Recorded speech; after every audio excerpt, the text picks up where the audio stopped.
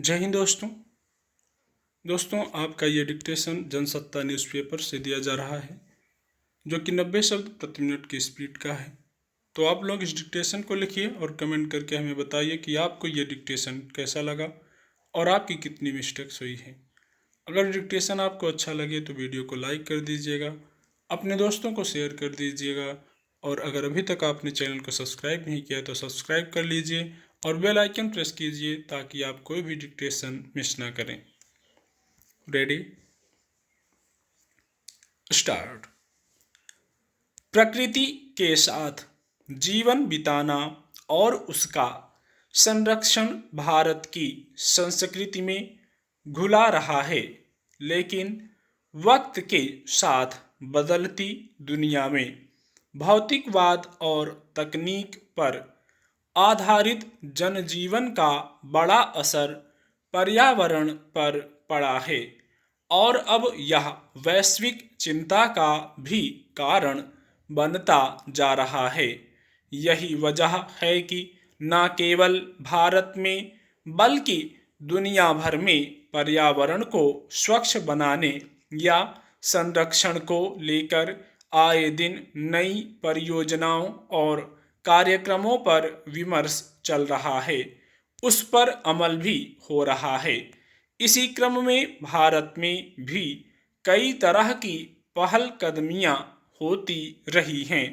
अब केंद्र सरकार की ओर से एक नई पहल के तहत देश भर में युवाओं को पर्यावरण से जोड़ने के लिए नई योजनाओं और रणनीति को लागू किया जाएगा। इस मसले पर गुरुवार को राष्ट्रीय प्राकृतिक इतिहास संग्रहालय नई दिल्ली और राज्य संग्रहालय लखनऊ ने एक समझौते पर हस्ताक्षर किए। इसके तहत दोनों संस्थाएं पर्यावरण संरक्षण और शिक्षा की दिशा में मिलकर काम करेंगी और इसके लिए स्कूल और कॉलेज के युवाओं को जोड़ा जाएगा। गौरतलब है कि राष्ट्रीय प्राकृतिक इतिहास संग्रहालय की स्थापना राष्ट्रीय स्तर पर पर्यावरण शिक्षा को बढ़ावा देने के मकसद से भी हुई है। इसी दिशा में अपने कार्यक्रमों के विस्तार के मकसद से इसने देश के दक्षिणी, मध्य, पूर्वी और पश्चिमी क्षेत्रों में अपने 4 क्षेत्रीय संग्रहालयों के जरिए अपनी सेवाओं और अपने दृष्टिकोण पर एक राष्ट्रव्यापी कार्यक्रम तैयार किया है। राज्य संग्रहालय लखनऊ के साथ ताज़ा समझौता इसी दृष्टिकोण को जमीन पर उतारने की कोशिशों की एक कड़ी है।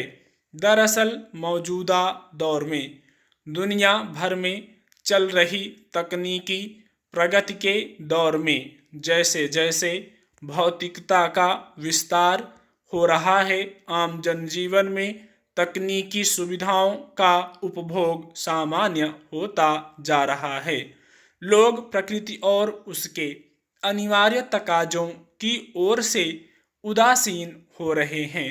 हालांकि आए दिन लगभग हर जगह पर्यावरण को लेकर जताई जाने वाली चिंताएं आम दिखती हैं।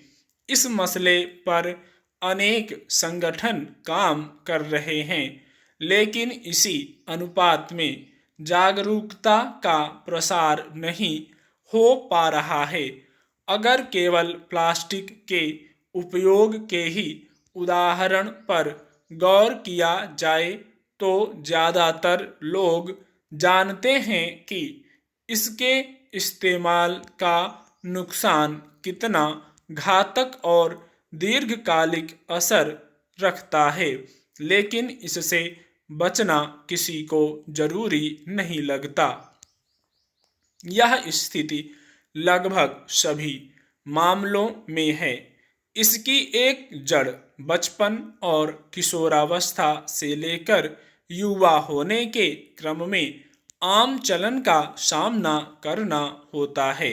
कोई बच्चा अपने सामने वैसी चीज़ों और सुविधाओं का उपयोग आमतौर पर होता पाता है, उसमें सुविधा भी महसूस करने लगता है, जो आगे चलकर न केवल उसके लिए बल्कि व्यापक तौर पर प्रकृति और पर्यावरण को नुकसान पहुंचा सकती है। शायद यही वजह है कि केंद्र सरकार की ताज़ा पहल में स्कूल और कॉलेज के बच्चों और युवाओं को पर्यावरण संरक्षण की नई पहल में जोड़ने की ज़रूरत महसूस की गई है। स्टॉप।